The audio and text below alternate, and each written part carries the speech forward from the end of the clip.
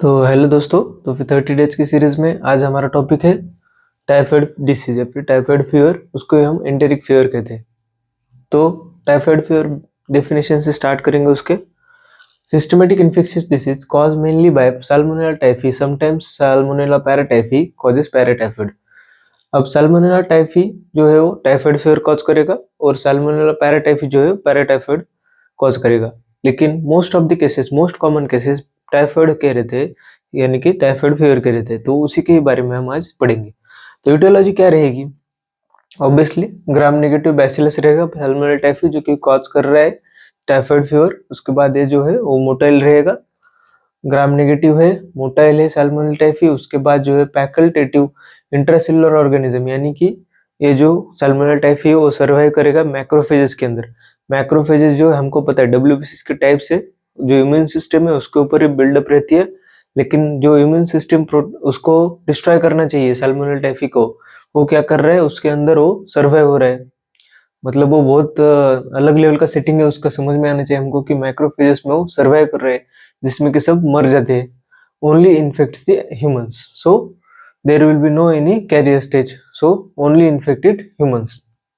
उसके बाद हम बात करेंगे, ये देख लिया इटियोलॉजी के बारे में। अब देखेंगे mode of transmission. Obviously typhoid disease जो है वो फीको ओरल रूट से ट्रांसमिट होता है, कंटेमिनेटेड वाटर से, कंटेमिनेटेड मिल्क एंड फूड से। उसके साथ ही पुअर हैंड हाइजीन, और उसके बाद क्रोनिक कैरियर्स यानी गॉल बैडर और कैरियर्स। तो अब मान लीजिए ऐसा कि जो भी मोड ऑफ ट्रांसमिशन है वो जो गंदे लोग रहते हैं, हाइजीनिक हैबिट्स फॉलो नहीं करते, हैंड हाइजीन नहीं करेंगे, तो ऑब्वियसली हैंड हाइजीन नहीं करेंगे तो क्या होगा, हाथ में गंदगी वैसे ही रहेगी। टॉयलेट से आने के बाद बेसिक है कि हैंड वॉश करना ही चाहिए। क्यों करना चाहिए? क्योंकि जो भी बैक्टीरिया रहेंगे वो अगर हमने नहीं हैंड वॉश किया तो वो खाने के द्वारा जाएंगे। उसको ही क्या कहते हैं, फीको ओरल रूट। और टाइफाइड फीवर का फीको ओरल रूट है ज्यादा से ज्यादा बाहर का खाना खाना। पानीपुरी, पानीपुरी में क्या है, टेस्ट कहाँ है, टेस्ट वही रहता है जो कि टेस्ट कहाँ है, तो फीको ओरल रूट के यहाँ पर टेस्ट है। तो फिर कंटेमिनेटेड मिल्क एंड फूड है, पुअर हैंड हाइजीन है, ये सब जो है वो मोड ऑफ ट्रांसमिशन हो गया। अब पैथोजेनेसिस किसके ऊपर बेसिस है? मोड ऑफ ट्रांसमिशन के ऊपर ही पैथोजेनेसिस बेसिस है। हम जो पढ़ रहे हैं वो सीक्वेंस में ही पढ़ रहे हैं। तो फिर उसके बाद पैथोजेनेसिस है। पैथोजेनेसिस में सिंपली स्टार्टिंग किसी से होगा, फीको ओरल रूट से ही होगा। फीको ओरल रूट यानी क्या, अभी बताया था कि हैंड हाइजीन फॉलो नहीं किया, वॉशरूम को गए, टॉयलेट को गए, हैंड हाइजीन हैंड वॉश नहीं किया, तो जो बैक्टीरिया है वो हमारे फीसेस में थे, वो ओरल के थ्रू ट्रांसमिट होना हमारे बॉडी के अंदर, शरीर शरीर के अंदर। Survive in the gastric acid, जो एचसीएल है, एचसीएल भी इसका कुछ नहीं बिगाड़ पाता, क्योंकि इसका जो सेटिंग है या फिर उसका जो बैक्टीरिया के ऊपर मेम्ब्रेन है बहुत स्ट्रांग है। एचसीएल का पीएच हमको पता है सबको कि एसिडिक रहता है, 1.5 के नजदीक नजदीक रहता है, लेकिन वो भी उसको कुछ फर्क नहीं पड़ेगा। रीचेज द स्मॉल इंटेस्टाइन, उसके बाद कहाँ पर जाएगा, सबको पता है गैस्ट्रिक इंटेस्टाइनल सिस्टम, यहाँ पे स्टमक है, यहाँ पर डिओडिनम है, उसके बाद जो है इधर इंटेस्टाइन होता है, इंटेस्टाइन होता है, और इसके बाद कहाँ पर आएगा, इंटेस्टाइन में ही आएगा। इंटेस्टाइन में भी वो पेयर पैचेस को क्रॉस करेगा, शांत नहीं बैठेगा। अपना भाई जो है साल्मोनेला टाइफी भाई, वो भाई साहब क्या करेंगे, साल्मोनेला टाइफी भाई साहब पेयर पैचेस को भी क्रॉस कर देंगे। पेयर पैचेस को क्रॉस करने के बाद क्या होगा, it multiplies in the microphages. और जो है अब वो बात कहाँ तक नहीं रही, बात अब जीआई सिस्टम तक नहीं रही भाई। जीआई सिस्टम के बाद जो है बात अब आगे बढ़ चुकी है मैक्रोफेजेस तक, यानी कि ब्लड स्ट्रीम में इन्फेक्शन फैल चुका है। आपका इन्फेक्शन अब जो है वो बैक्टीरिया में कन्वर्ट हो चुका है। मिया यानी ब्लड, ब्लड के अंदर इन्फेक्शन जो है वो स्प्रेड हो चुका है। अब ये किसको अफेक्ट करेगा? ऑब्वियसली एक बार अगर मान लीजिए लीवर, स्प्लीन, बोन मैरो, यहाँ से क्या होता है, फूड कहाँ से, यहाँ से एब्जॉर्व करने के लिए यहाँ पर जो हमारे बारीक बारीक जो ब्लड वेसल्स रहते हैं उससे ही इसके अंदर एंट्री हो जाएगी ब्लड के अंदर। ब्लड में एक बार हो गया तो यहाँ पर लेता है लीवर, लीवर को भी इन्फेक्ट कर देगा। इधर स्प्लीन रहता है ऊपर, तो स्प्लीन को भी इन्फेक्ट कर देगा और बोन मैरो को भी इन्फेक्ट कर देगा। तो पैथोजेनेसिस सिंपली कहा कि फीको ओरल रूट फॉलो करेगा, फीको ओरल रूट को फॉलो करके जो है वो एंट्री कर देगा हमारे जीआई सिस्टम में। जीआई सिस्टम में स्मॉल जीआई सिस्टम में जो है वो स्टमक में सेल कुछ बिगाड़ नहीं पाएगा उसका। और इसके बाद पेयर पैचेस को भी क्रॉस करके वो कहाँ पर आएगा, मैक्रोफेजेस के अंदर बढ़ोतरी होगी उसकी। और उसके बाद जो है वो वो मल्टीप्लाई करेगा, मल्टीप्लाई करने के बाद ब्लड स्ट्रीम में जाएगा, बैक्टीरिया में कॉज करेगा। इंक्यूबेशन पीरियड क्या है? 7 to 14 डेज है, कहीं कहीं 5 to 30 डेज भी दे रखा है। तो 7 to 14 डेज रेंज में अगर पूछा जाए तो वो 5 to 30 डेज कहेंगे। क्लिनिकल फीचर्स, अब इंक्यूबेशन पीरियड सबको पता है क्या थे। तो मान लीजिए बैक्टीरिया का एंट्री यहाँ पर हो गया और साइन सिम्टम्स यहाँ पर दिख गए, तो इन दोनों में से जो गैप था उसको ही क्या कहेंगे? Incubation period. तो क्लिनिकल फीचर्स अभी क्या होंगे इसमें?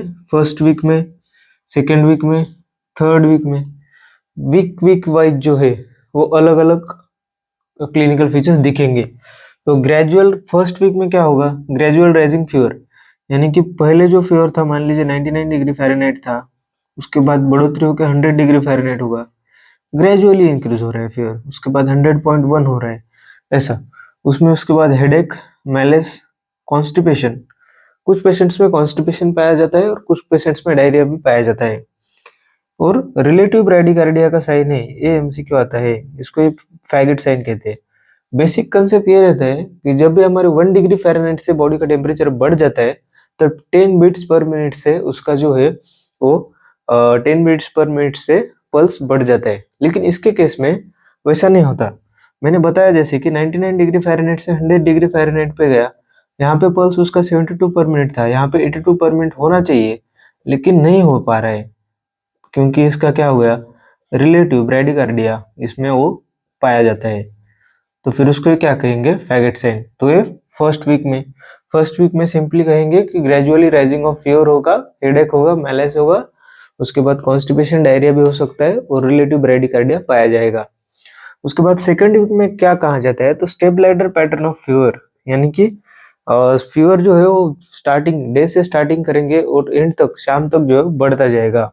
हाई कंटिन्यूस फीवर भी कह सकते हैं, 39 to 40 डिग्री सेल्सियस। उसके बाद एब्डोमिनल पेन होगा इसमें, ऑब्वियसली सेकंड वीक में एब्डोमिनल पेन है। रो स्पॉट्स जो है फाइंड आउट हो जाएंगे एब्डोमेन्स पर, हमें रैशेस ऑन दी एब्डोमेन्स, बारीक बारीक स्पॉट्स रहते हैं वो फाइंड आउट हो जाएंगे। हिपेटोस्प्लेनोमेगाली भी इसमें ही होगा। और व्हाइट टाइफाइड यानी टाइफाइड टंग या फिर कोटेड टंग कब कहते हैं? कोटेड टंग जो है सेकंड वीक में हमें फाइंड आउट हो जाएगी, उसमें जो व्हाइटिश कलर की टंग ऑब्जर्व होती है। तो फर्स्ट वीक में जो था वो हमारे याद रखने के लिए हमने फैगेट साइन एक याद रखा, हेडेक याद रखा, gradual rising of fever. Second week में क्या याद रखना है? Abdominal pain, rose spots, hepatosplenomegaly, उसके साथ कोटेड टंग। थर्ड वीक में क्या होगा? अब थर्ड वीक में बैक्टीरिया जो साल्मोनेला टाइफी है वो क्या कहता है? अब तेरा क्या होगा? कालिया, यानी कि अब इंटेस्टाइनल हेमोरेज हो जाएगा। इंटेस्टाइनल हेमोरेज यानी कि अब जो बात है वो बहुत ज़्यादा सीरियस हो चुकी है। इंटेस्टाइनल को वो क्रॉस करते, पेयर पैचेस लेयर को क्रॉस करके करके वहाँ से वो हेमोरेज क्रॉस कर देगा, ब्लड का वहाँ पर लॉस होगा, इंटेस्टाइनल परफोरेशंस भी हो गया वहाँ पर। और लास्ट में जो है, अगर मान लीजिए जो साल्मोनेला टाइफी है बहुत सीवियर केसेस में अगर उसको डिसीज को ट्रीट ही नहीं किया तो वो ब्लड ब्रेन बैरियर जो रहता है हमारा, वहाँ पर बहुत कम सब्सटेंसेस जा पाते हैं, साइकोटिक ड्रग्स वगैरह रहते हैं जिसका कि एक्शन जो है वो सीएनएस पे है। उसमें भी साल्मोनेला टाइफी भाई साहब जो है वो कुछ तो गड़बड़ करके ब्लड ब्रेन बैरियर को भी क्रॉस कर देते हैं और सीधा क्या करेंगे? डिलीरियम या फिर कोमा कॉज कर देंगे। और यही होगा हमारा टाइफाइड स्टेट और यही होगा हमारा थर्ड वीक के साइन सिम्टम्स। तो अभी हमने इस लेक्चर में क्या क्या पढ़ा? Basically typhoid fever, enteric fever, उसके बारे में पढ़ा। तो typhoid fever Salmonella typhi cause करती है। एटियोलॉजी क्या क्या हुई उसमें? ग्राम नेगेटिव बैसिलस है, मोटाइल है, कॉन्स्टी फैकल्टेटिव इंट्रासेलुलर है, मैक्रोफेजेस में बड़ा होती है उसकी भी। उसके बाद मोड ऑफ ट्रांसमिशन में सिंपली फिकोरल रूट है, पुअर कंटेमिनेशन या फिर पुअर हाइजीनिक हैबिट्स होगी, कंटेमिनेटेड वाटर फूड से स्प्रेड हो जाता है। पैथोजेनेसिस सिंपली कहाँ? पिकोरल रूट से अंदर आएगा, स्टमक में जाएगा, उसके बाद पेयर पैचेस को क्रॉस करके मैक्रोफेजेस में जाके बैक्टीरियमिया, सेप्टिसेमिया कॉज कर देगा। उसके बाद इंक्यूबेशन पीरियड बताया 5 to 30 डेज का हो सकता है लंबी रेंज में, 7 to 14 डेज शॉर्ट रेंज में। अभी इंक्यूबेशन पीरियड क्या है होता है वो भी बताया। एंट्री से साइन सिम्टम दिखने तक का जो टाइम पीरियड है, इनके इन बिटवीन उसके बीच का जो टाइम है वो इंक्यूबेशन पीरियड रहता है। तो क्लिनिकल फीचर्स में first week, second week, third week से सिम्टम्स पड़े। फर्स्ट वीक में सिंपली था continuous rising of the fever हो सकता है, उसमें हमको हेडेक, मैलेज देखने को मिलेगा। सबसे ज़्यादा एमसीक्यू पूछा जाता है वो यही है कि रिलेटिव ब्रैडीकार्डिया फर्स्ट वीक में मिलेगा। रिलेटिव ब्रैडीकार्डिया यानी क्या, 1 डिग्री फ़ारेनहाइट के कंपैरिजन में 10 बीट्स पर मिनट से आपके पल्स में बढ़ोतरी होगी, लेकिन इस केस में नहीं होगी, तो वो हो गया रिलेटिव ब्रैडीकार्डिया। सेकेंड वीक में क्या देखने को मिलता है हमें, सेकेंड वीक में हमने देखने को मिलता है step ladder pattern of fever, उसके बाद रो स्पॉट्स देखने को मिलते हैं एब्डोमेन पे, उसके बाद हिपेटोस्प्लेनोमेगाली देखने को मिलता है। थर्ड वीक में हमने अगर मान लीजिए ट्रीट ही नहीं किया तो साल्मोनेला टाइफी भाई साहब क्या क्या कर सकते हैं, इंटेस्टाइनल हिमोरेज कर सकते हैं, इंटेस्टाइनल परफोरेशन भी कॉज कर सकते हैं। और उसी के साथ अगर बहुत ज़्यादा सीरियस हो गई बात, अब बात जो है बहुत ऊपर तक जाएगी, ऊपर तक यानी बहुत ऊपर तक, तो फिर ब्लड ब्रेन बैरियर को भी क्रॉस कर सकते हैं सैल्मोनेला टाइफी भाई साहब, और पूरा का पूरा गेम ही बजा डालेंगे, पेशेंट को कोमा में ही डाल देंगे। तो ये सब हमने पढ़ा क्लिनिकल फीचर्स तक। इसके सेकंड पार्ट में हम पढ़ेंगे उसका डायग्नोसिस कैसे करना है वो सब, उसके बाद उसके कॉम्प्लिकेशंस क्या हो सकते हैं, ट्रीटमेंट क्या होना चाहिए, प्रिवेंशन कैसे करना है, और कैरियर स्टेज क्या होता है टाइफाइड का, वो सब पढ़ेंगे। तो वीडियो अच्छा लगे, इस कंटेंट से अगर आपको वैल्यू मिल रही है तो फिर ज़रूर मुझे लाइक शेयर फॉलो कीजिए। मिलते हैं इसके ही सेकंड पार्ट में, तब तक के लिए थैंक यू सो मच।